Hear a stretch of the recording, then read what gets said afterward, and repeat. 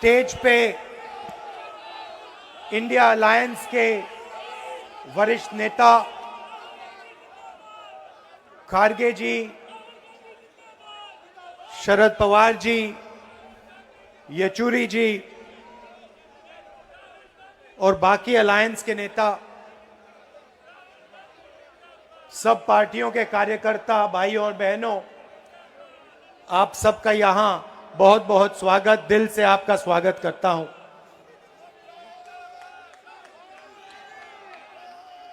कुछ दिन पहले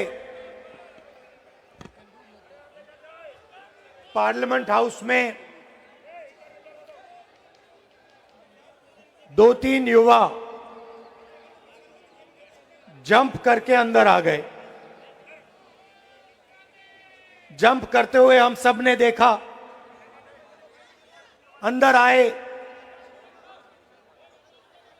थोड़ा धुआं फैलाया, बीजेपी के सांसद सब भाग लिए।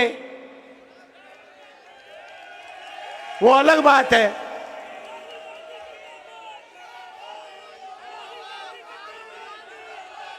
वो अलग बात है।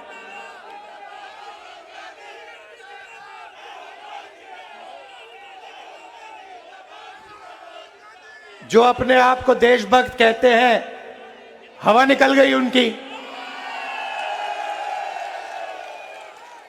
वो टीवी पे आपको नहीं दिखा, वो हमें दिख रहा था पीछे से।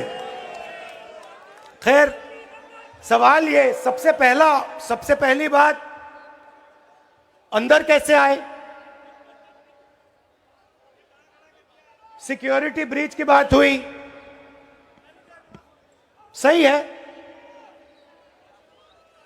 अंदर कैसे आए? पार्लियामेंट के अंदर वो गैस का सिलेंडर ले आए। अगर गैस का सिलेंडर ला सकते थे तो कुछ और भी ला सकते थे।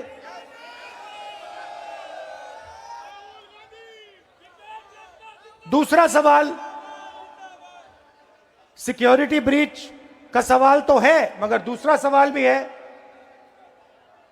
उन्होंने ये प्रोटेस्ट क्यों करी?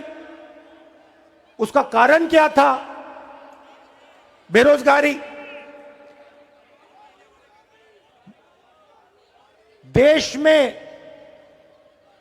भयंकर बेरोजगारी। इस देश का युवा आज रोजगार नहीं पा सकता है। मैंने किसी से कहा, जो सर्वे करते हैं, मैंने किसी से कहा, एक काम करो,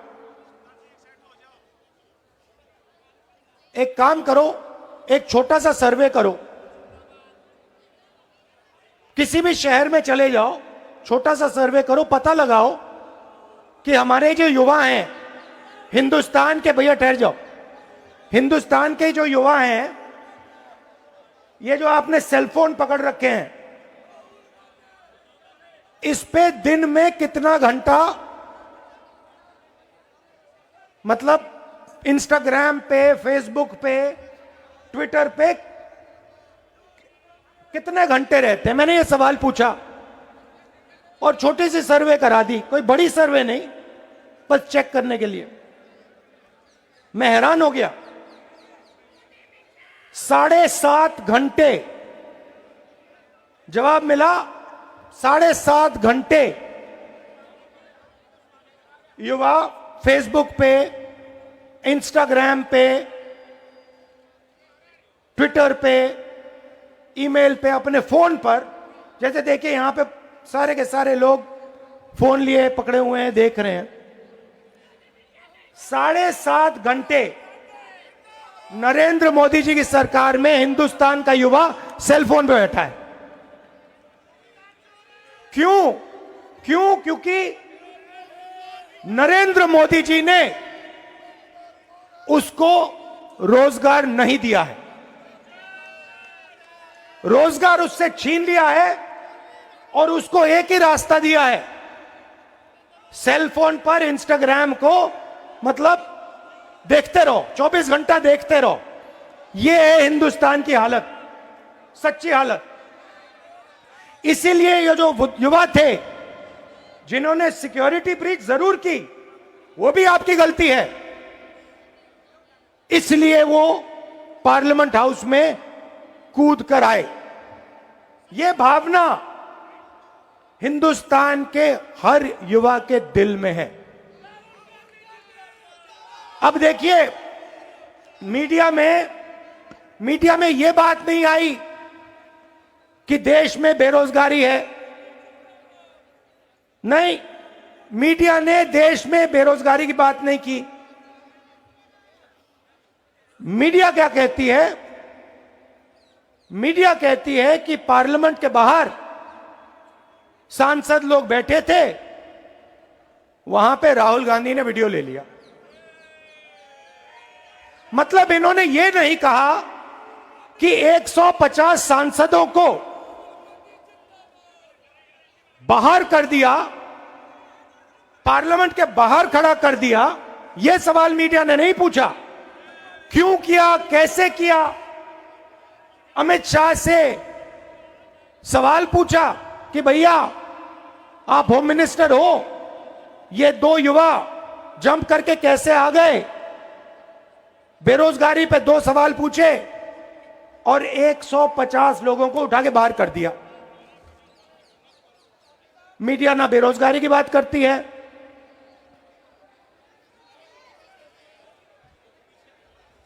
ध्यान इधर उधर कराती है। ये जो 150 लोग हैं, किसी ने अपने भाषण में पहले बोला, ये सिर्फ व्यक्ति नहीं है, ये हिंदुस्तान की जनता की आवाज है।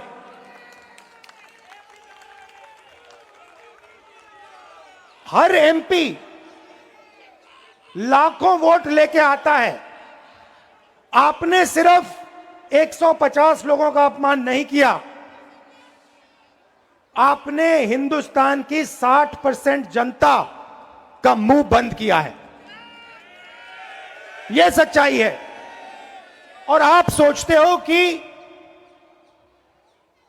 आप हिंदुस्तान की जनता को डरा दोगे, धमका दोगे। आप अग्निवीर योजना लाए,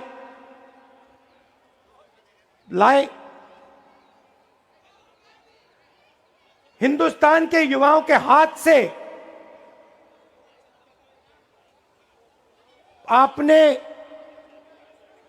देशभक्ति की जो फीलिंग होती है वो आपने छीनी। जब युवा खड़े हुए और कहते हैं हम अग्निवीर के खिलाफ हैं, तो आपने वीडियो कैमरा से उनके चेहरे देखे और उनको कह दिया कि भैया अगर आपने अग्निवीर के बारे में कुछ बोला, आपको हम सरकारी नौकरी नहीं देंगे।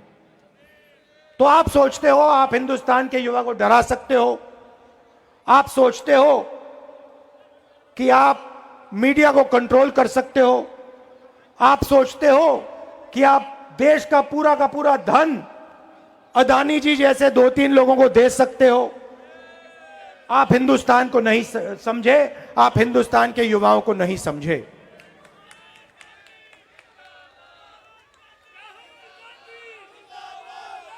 हम सब ऑपोजिशन के नेता, ऑपोजिशन के कार्यकर्ता एक साथ खड़े हैं। और आप बात समझिए, ये लड़ाई नफरत और मोहब्बत के बीच में लड़ाई है।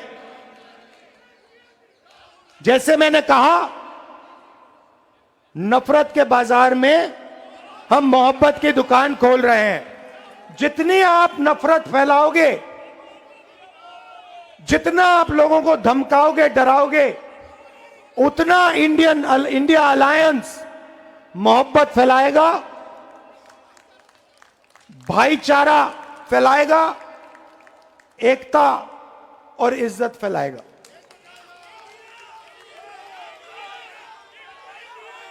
आप सब यहां आए, सब पार्टी के कार्यकर्ता एक साथ मिलकर आए। दिल से आपका धन्यवाद करना चाहता हूं। नमस्कार, जय हिंद। धन्यवाद राहुल जी। अब मैं आमंत्रित कर रहा हूं हम सबके नेता, हमारे कांग्रेस के अध्यक्ष परम आदरणीय मल्लिकार्जुन खड़गे साहब को, और आपसे अनुरोध है ताली बजा के अपने बोर्ड ऊपर उठा के झंडे हिला के खड़गे साहब का स्वागत कीजिए और मेरे साथ नारा लगाइए, जो सरकार निकम्मी है, हर जोर जुल्म की टक्कर में तानाशाही नहीं चलेगी, तानाशाही नहीं चलेगी। आदरणीय खड़गे साहब जोरदार ताली बजा के स्वागत करिए।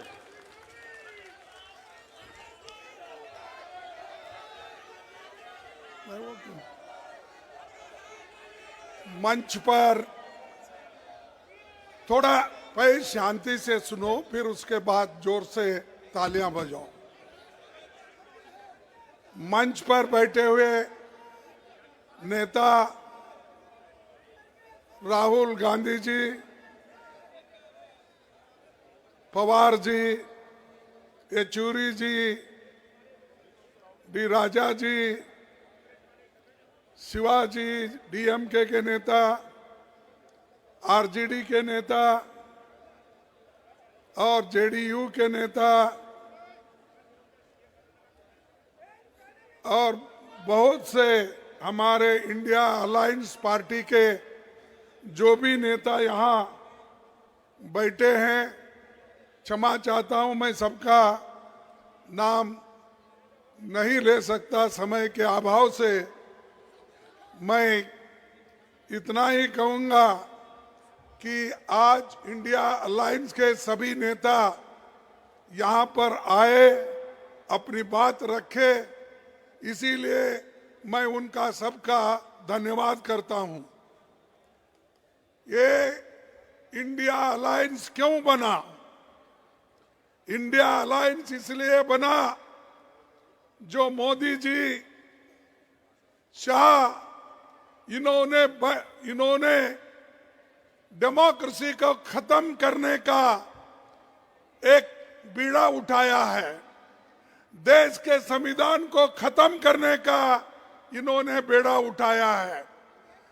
दलितों को, मजदूरों को, किसानों को, महिलाओं को कुचलने का काम इन्होंने किया है और अभी भी कर रहे हैं। इस देश के डेमोक्रेसी को खत्म करने के लिए ही 146 एमपीज को इन्होंने बाहर निकाला। कोई कुछ नहीं बोला। हमारे राम गोपाल यादव जी यहाँ नहीं है, उन्होंने बहुत दूर बैठे थे।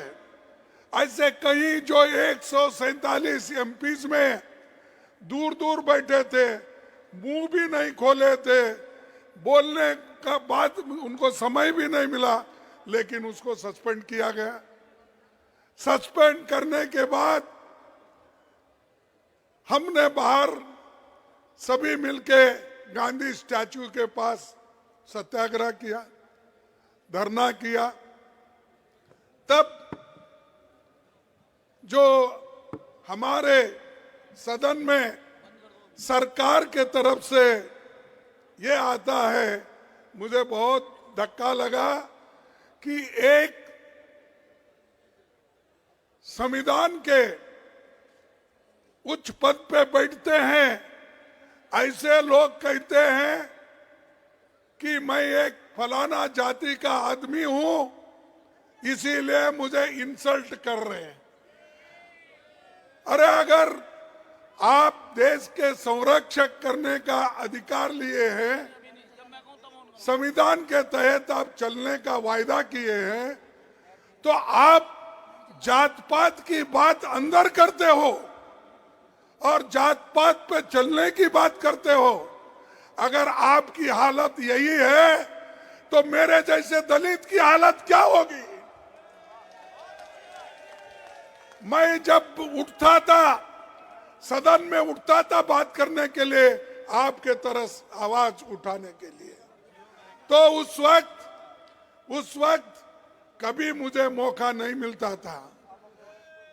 जब कभी भी देश में जब महिलाओं के ऊपर रेप होती है, जब कभी दलितों के ऊपर, दलितों को कुचला जाता है, किसानों को मारा जाता है, मजदूरों को मारा जाता है और संविधान के धज्जे उड़ाए जाते हैं, उस वक्त हम खड़ा होके जब नोटिस देते हैं, नोटिस पढ़ने को भी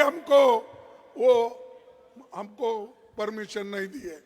तो मैं ये क्या कहूं कि ये बीजेपी के लोग, बीजेपी की सरकार एक दलित को बोलने नहीं देगा, ऐसा मैं कहूं? अरे ये तुम संविधान के पद पे बैठे हो और तुम रोते हो। अरे संविधान चलाओ, संविधान के तहत, डेमोक्रेसी के तहत सबको बात करने का हक है और वो आजादी आप छीन नहीं ले सकते। वो आजादी हमको मिली है जवाहरलाल नेहरू से, वो आजादी हमको मिली है महात्मा गांधी से, वो आजादी हमको मिली है डॉक्टर अंबेडकर से। इन्होंने तैयार करके दिया, लाखों लोग कुर्बानी करके आजादी दिलाए है और आप लोग, आपके घर में कोई एक चूहा भी नहीं गया आजादी दिलाने के लिए, है गया? और वो हमको कहते हैं देश को ये बर्बाद कर रहे अपोजिशन के लोग, देश को ये लोग यहाँ पर डेमोक्रेसी नहीं चलने देते, ये कहते हैं। सबको बाहर निकाले आप, सभी एमएलएस को, सॉरी सभी एमपीज को आपने बाहर निकाला और सभी कानून अनअपोज्ड आपने पास कर लिया। 3 क्रिमिनल कानून ऐसे हैं, आगे आने वाले दिन में वो सारे सिटीजन्स को सताएंगे। अच्छे कानून को हम स्वागत करते हैं, किसानों के लिए भी ऐसा ही किया, मजदूरों के लिए भी ऐसे ही कानून लाए। तो इसलिए भाइयों हमको लड़ना है और ज्यादा से ज्यादा एक होकर हमको लड़ना है। तो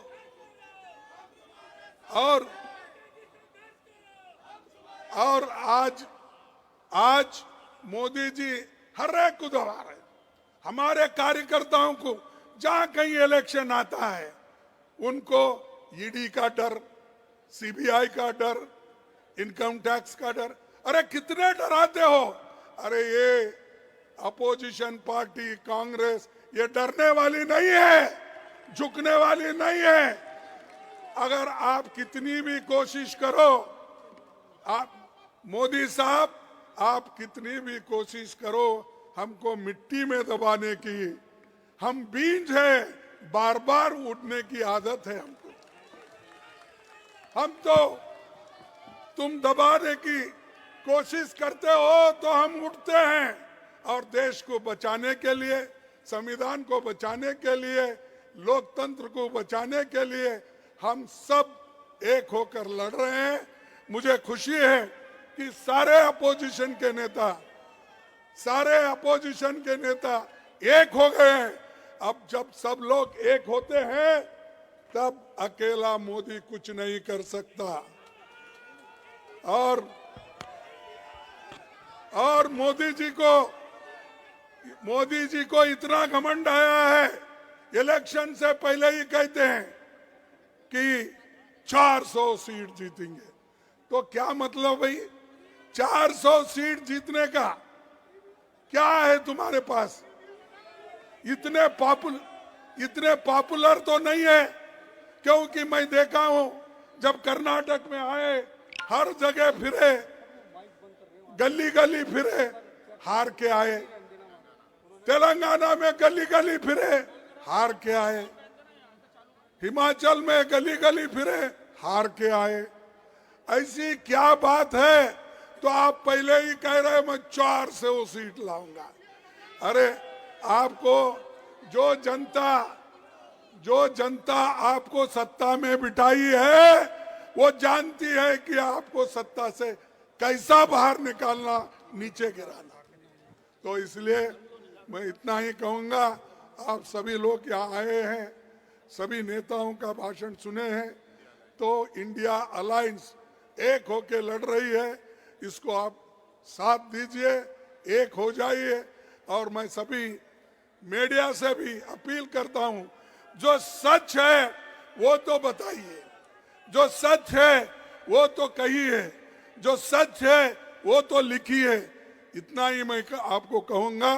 और आप सभी को, युवाओं को, और जो ये अनएम्प्लॉयमेंट का प्रॉब्लम है, जैसा राहुल जी ने कहा, और इन्फ्लेशन का, कीमतें बढ़ रही है, इसके बारे में हमको ज्यादा सोचना है।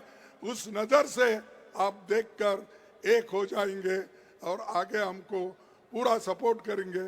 इतना कह के मेरे भाषण को समाप्त करता हूं। जय हिंद, जय हिंद, जय हिंद, जय हिंद। धन्यवाद। बहुत ही सभा कक्ष सावधान। राष्ट्रीय गान शुरू करेंगे। गणिमन अधिनायक जय है, भारत भाग्य विधाता। पंजाब सिंध गुजरात मराठा, द्राविड़ उत्कल बंगा। विंध्य हिमाचल यमुना गंगा, उछल जल चितरंगा। तब शुभ नामे जागे, तब शुभ आशीष मांगे। गाए तब जय गाथा, जनगण मंगलदायक जय है, भारत भाग्य विधाता। जय है, जय है, जय है, जय जय जय जय है। आज